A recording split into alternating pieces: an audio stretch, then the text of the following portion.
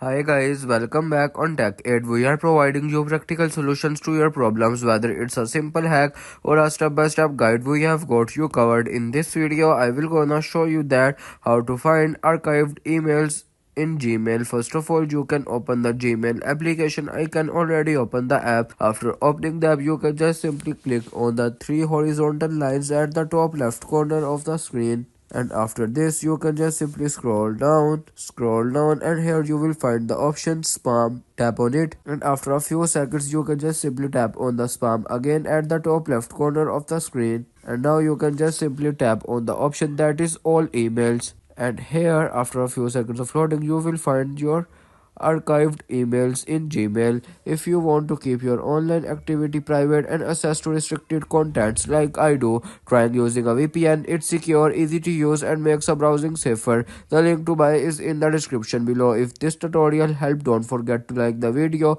and subscribe for more practical solutions. Got questions or need extra help? Drop a comment below and we will be happy to assist. See you in the next one. Thanks for watching.